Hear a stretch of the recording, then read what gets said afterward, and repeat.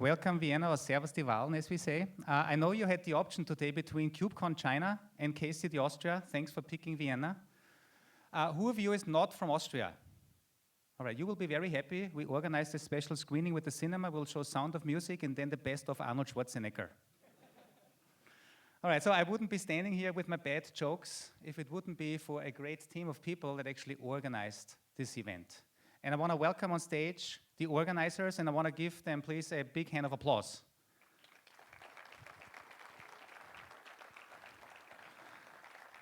Because this is a great opportunity now to take a picture, first of all. Come on, where's our lady? Yeah, it's awesome. This is going to be a social media moment.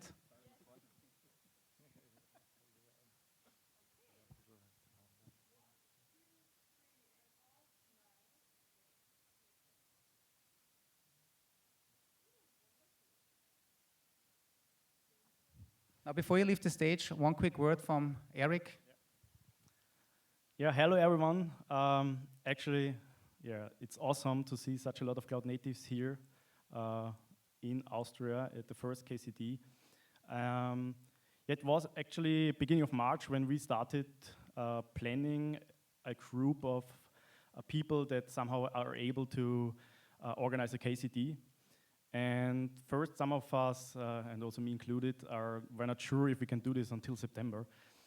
But when we start the first task, like research of venues and so on, we were impressed because a lot of people reached out to us and want to support us, organize the event. Companies reached out to us, they want to give financial support for the event. Also existing communities out there, like the CNCF meetups, but also other meetups, were very supportive and also advertising the event, and this was really great. And we saw that there is already a great cloud native community out there, and this was awesome. This helped us a lot to organize the event. And here you see a lot of them are also here. But we also have visitors, as Andy already said, from other countries. This is great because it makes the event more colorful, and also when we exchange, we have other topics, not just from Austria, also from around the world. And actually from our organizers, we just have three wishes, basically. The first one is, exchange with people, exchange ideas in these 2 days. The second was, you have the chance to learn a lot. We have a lot of talks here, interesting topics. And last but not least is, have a good time, have fun, have a good event. Thank you.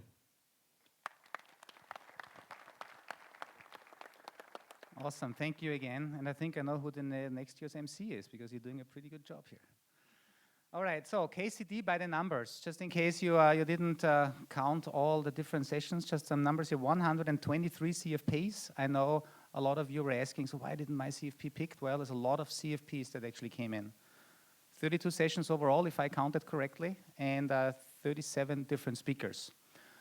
Now, for those of you that have put in a CFP, but maybe it wasn't accepted, you still have a second chance. CFPs in Vienna get a second chance. And Thomas Schütz, who is here in the first row, he's organizing the event on October 19th, and you have a couple of days to put in your CFP. As I said, you probably invested a lot of time in preparing your presentation. Don't be discouraged, second chance, and there will be more KCDs coming up. The QR code, I think Thomas will also talk about this later in his session. Next things, KCDs are happening around the world. Quick show of hands, who has been at a KCD before? Awesome, couple of hands here. Where have you been? Amsterdam. What about back there? Bratislava. Servus Roland. So KCD is happening around the world. Some of the upcoming events, as you can see here, in case you still wanted to go to the UK, Denmark, Oslo, there's a great website, cncfio.kcds. This is where you find everything. Now, KCDs are kind of like the little sibling from the big sibling from the KubeCons. As I said, KubeCon happened this year already in EMEA with 12,000 people. It was really, who was at KubeCon Amsterdam? Yeah, great event. Currently, as I said, KubeCon China is happening. Now, Chicago, you can still buy tickets, but most importantly, next year, there's also France in Paris coming up. And I know Henrik will be very happy. Yeah, he's Swedish, but lives in France. He loves this stuff. So CFPs are still open until November 26th. So put in your CFPs, take the chance. I want to say one more thing on KubeCon and CNCF. We also have a special guest here today, and I want to make sure I pronounce your name correctly. Randy Armour, are you in the audience already? Randy, yeah, all the way back there. CNCF Membership Solutions representatives. So if your organization is not yet part of the CNCF, but you want to learn about the benefits and what you get when you become a member of the CNCF, then Randy will be there and will be able to tell you what this is all about, what you put in, but also what you get back. Last thing that I have here from my side, CNCF ambassadors. There's a lot of CNCF ambassadors around the world. We try to spread the word about CNCF. We want to educate. Quick show of hands, CNCF ambassadors in the room. 1, 2, 3, so the Austrians, a couple of people back there. So 153 worldwide, we have 4 in Austria. And I think the application deadline for next year's ambassadors just finished, but there will be another chance. So if you want to learn about what it is to be a CNCF ambassador, what it takes, and what you also get back, feel free to also talk to us. And you guys, Daniel and Thomas, will also have a talk later on Cloud Native in Austria. So you will also learn more about how you can contribute back to the community. Now, we are here at a beautiful venue, but I got to say, when I came here yesterday, I had a little hard time, finding the venue. It's a big complex, but once you're in, and obviously you have figured this out, this is kind of the big map. We have our main hall here. This is room number 4. Right across is room number 6, because after the first keynote, we'll split up. We have sessions here and just on the other side. Downstairs is where you find the refreshments, where you find the sponsors. Very important, go down there. They're putting in a lot of effort to support this event. And also very important for many of you, if you drink a lot, you probably need to then get rid of it at some point. Bathrooms are, I think, on that same floor and maybe on other floors as well, but you get the idea. What else do we have? We have different types of badges, in case you wondered what are the colors all about. This is a quick overview of the colors. Now, one thing to make it a little tricky for you to find the speakers and attendees, like most of you, have a white badge. So if you want to know, is this a speaker or just an attendee? In any case, just talk to them and find out. Great way to meet people. All right, conference Wi-Fi. There's a conference Wi-Fi in here. This is the way to connect, but do me a favor, don't misuse this to, well, I guess not streaming Netflix, but downloading or uploading your containers, right? So please don't kill the Wi-Fi. Just be patient, fair use is expected, because also, some people really then have to do emergency things and then they need the bandwidth. Code of conduct. The CNCF is an open, inclusive, and respectful. Every member of our community has the right to have their identity respected. Please, if there's anything that you see, then report any misconduct to the event staff as soon as you see it. Right? We take this seriously, so please be nice to each other. But if you see something, say something. We will have Q&A, so the sessions are designed like this. We have 30-minute blocks, but 25 minutes are going to be the main presentation, and then we have 5 minutes for Q&A. Now, the good news is, after the sessions, there's always a break, so you can always then hook up with the speaker and ask more questions, but this is kind of the rough time frame. But if you get a chance to ask a question in the audience, really make it a question, to be, again, respectful to everybody's time. Emergency exits. I'm sure you saw these signs. They are all over. Check out where your nearest exit is in case of an emergency, but I'm pretty sure there won't be an emergency. Now, evening reception. Tonight is the night for the evening reception. If you have not yet registered, this is the QR code. It's actually within walking distance, just a couple of meters. We meet there from 6 to 10 o'clock in the evening. Please register. There's limited capacity. I think there's still some slots available, but please do me a favor and register. I'll leave this up for another second or two. We will also have the QR code up later. Now, one thing that I want to say right away is those of you that have used the wardrobe, make sure in the evening When we walk over, this is a different venue. Take your coat or whatever you left there with you, right? Now, this event would not happen without the organizers, but it would also not happen with all the sponsors. Thanks to the gold sponsors, the silver, the community, and the media partners that we have. Without them, it wouldn't be possible to do an event in a venue like this with these speakers that we have for that price. Therefore, also do me a favor, go down to the sponsors and talk with them and see what they have to offer. Thanks again for the sponsors, and a quick round of applause because they put in a lot of money.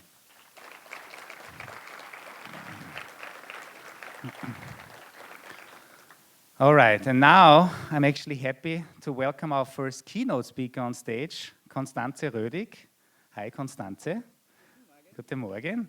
So, while you are switching around, I have actually something to tell you. So, she told me today in the morning that if you stick to this session, she promised, so Constanze promises that after this session you will understand the Nobel Prize in Physics from 2017.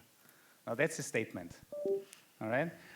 Another couple of things from her. I mean, you can read it from the bio, but I thought I want to highlight this because I've never had to introduce a speaker that has a doctorate at the Albert Einstein Institute in Relativistic Radiation, Hydrodynamics, and continued studying black holes at the Johns Hopkins as a postdoc. It's amazing.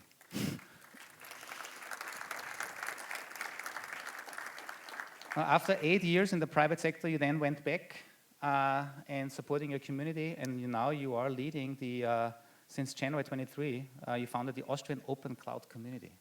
Exactly. Yeah, exactly, and with this, I shut up and leave you the stage. Switch over now, because it looks like, yes, now it's the laptop that worked, and now we get off the stage, and we let you click through your slides, because it looks promising. Yeah. Woo, a big round of applause for everyone. Woo. Thanks so much. All right, let's get started. Well, in the middle, kind of. So I told you about the class. It is live. It is available across Austria. You can get up to 6 ETCS points, depending on your Dean of Studies. And what we're doing, we're covering the whole life cycle. And this is interesting formatting. Telling us how we get to the product pitch in the end of this teamwork session where you defined for these 3 months the service that you wanted to offer. Right, couple of gotchas to point out, and I told you about how to make it maybe less overwhelming to navigate this CNCF landscape. So this is the thing that we're currently doing for students. We also talked already about we would need more people if we had a real productive infrastructure and a couple of legal terms figured out. This now is what you see is Jupyter here with an extension, a microservice that runs next to this Jupyter Hub, which is essentially a kube spawner. And I told you that what we can do with it, we can decouple the content from the deployment and thus make it scale. And the people that teach or want to deliver any content interactively in the browser only need to learn how to compile a Docker image. Now you might wonder, is that actually relevant outside of computer science and machine learning? And yeah, it says a lot of computer vision, math, but also actually a lot in arts, in medicine, and you guessed it, theology.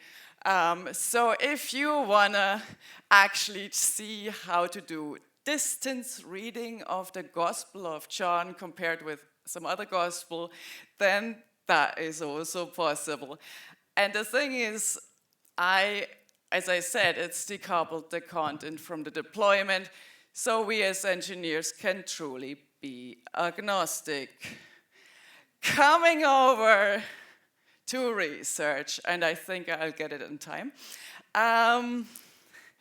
The main purpose of universities is actually not teaching, as of course producing the research. And well, the key output format of knowledge is ultra specialist papers.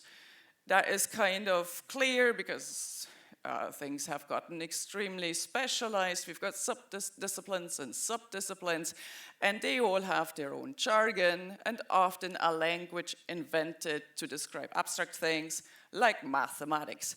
So the problem is that you might end up with that you get bubbles where the knowledge can no longer percolate out or to the public, which is in general a problem to society.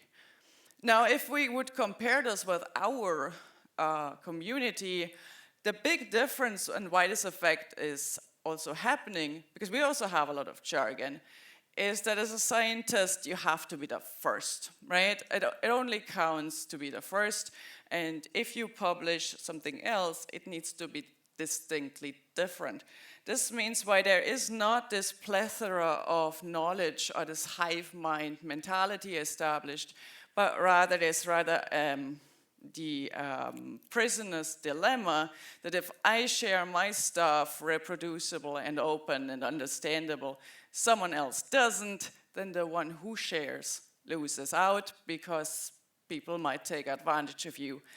Now there are calculations of how much loss to the economy this causes, and of course the taxpayer is interested that this research actually gets somewhere. So what does the government do when it sees a problem? It gives you a policy, right? And well, quickly to look through it, open data means that everyone in the EU should publish their data. There's anything, a binary, a executable, and so on, findable, accessible, interoperable, and reusable. It should be generally be reproducible to have the scientific results. The general public should be able to contribute back into science, and all scientists in Europe should have those skills. Well, in short, it has to be somehow easy to do it, and this might potentially mean a lot of work. So if you want anyone to comply with a policy, what you need is a net positive. And let's see what Cloud Native can actually do to massively reduce the toil, actually get benefits of making things more accessible, so that early career scientists especially get actually a more visibility of their research. And if students wanted to join a field, simply to make it much easier to do summer schools, and also simply, again, interactive. This, again, showing, remember the digital theology, doesn't only apply to the usual suspects, physics, math, biology, chemistry, and so on, but by now, pretty much to anything. So, earlier this year, we actually won a grant for doing this, and then somebody commented on the PR session release, why don't you just put this on GitHub if you want to share your scientific code? Well, what happens if you put 70K lines of Fortran on GitHub? Nothing, exactly. And it's not because the code itself is not readable. So I think everybody here, even if you've never heard of Fortran, can read what it does. But it's about the context, it's about the meaning, and I mean, you have the wiki, you can get it to run, so to compile, but what is basically impossible to do is to go through these companion papers and understand what on earth is actually going on. So what can Cloud Native do? So the basic idea to use here is the concept of abstraction so that we can actually focus on the stuff and go step by step. So the first type of abstraction we can use is the technical one. So whether it be dependency hell, compilation, make files. All of that obviously is done by building a Docker image. Then we can maybe assign this, push this to a registry. We have a Git SHA, and that means we can give that a document object identifier, and that thing is probably gonna run for a while, especially if you were to also snapshot a VM.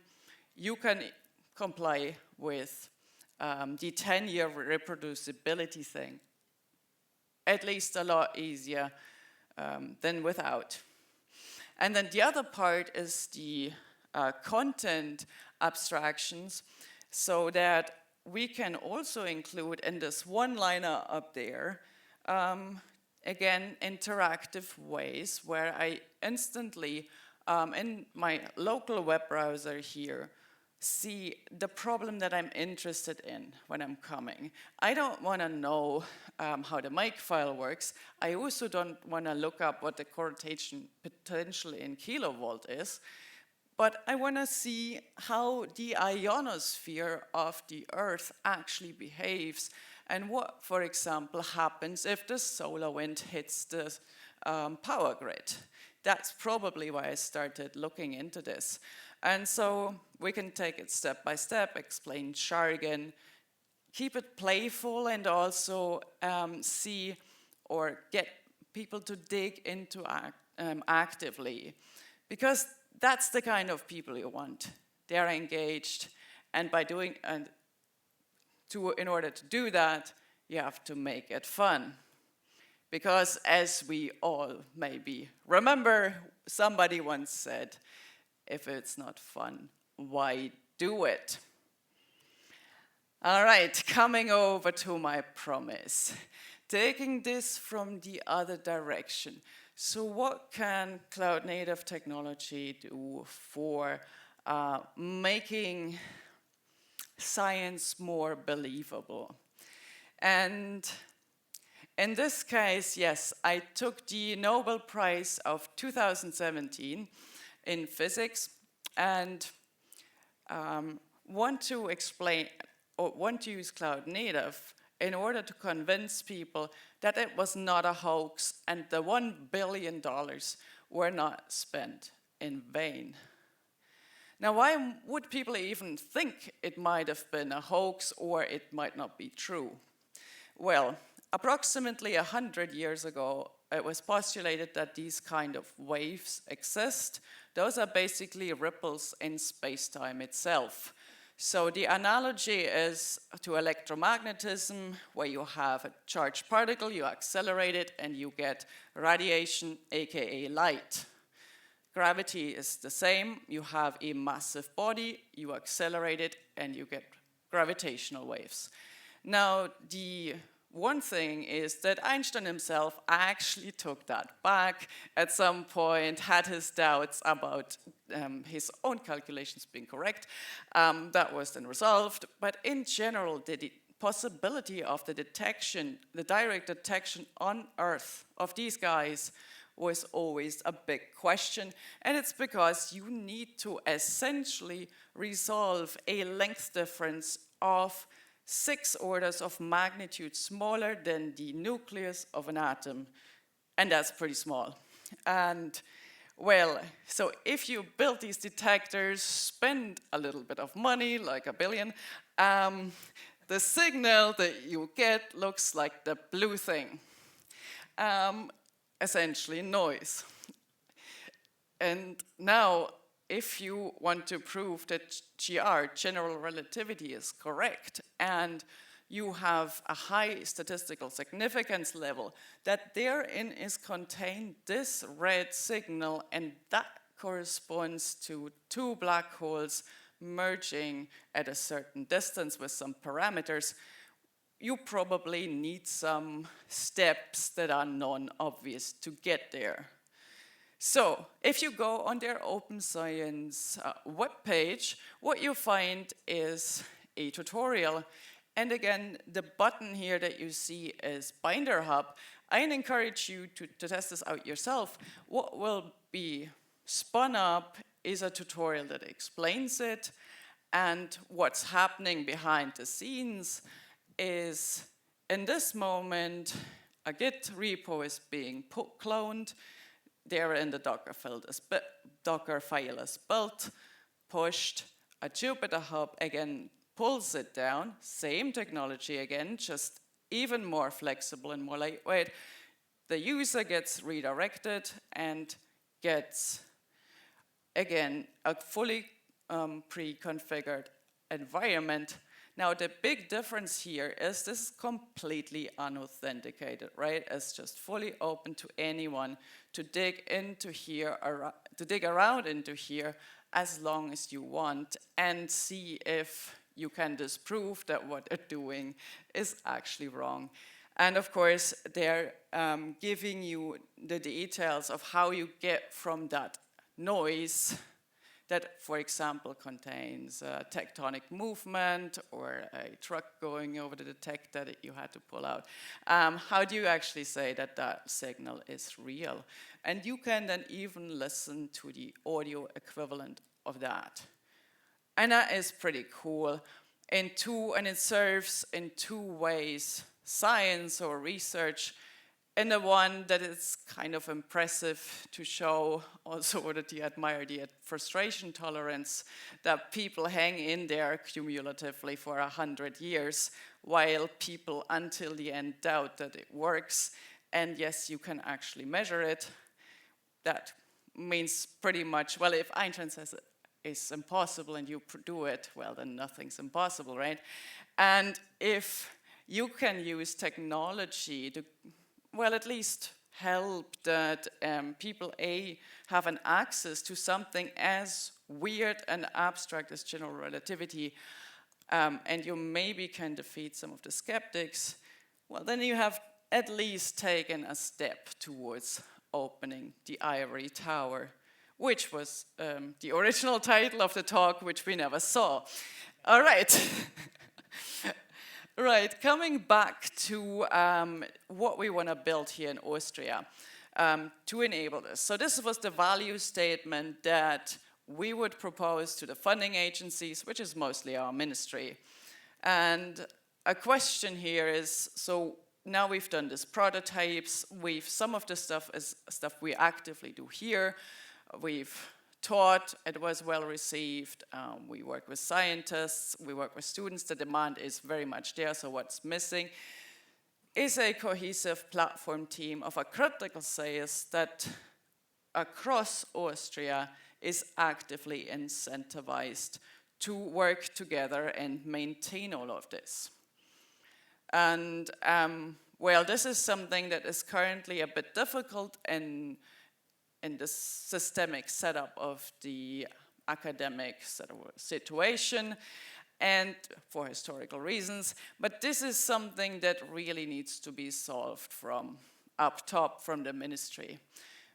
And so if you ask me, is this possible? Can we do this across something as historic as the universities? Can we bring cloud native into academia here? I would say yes.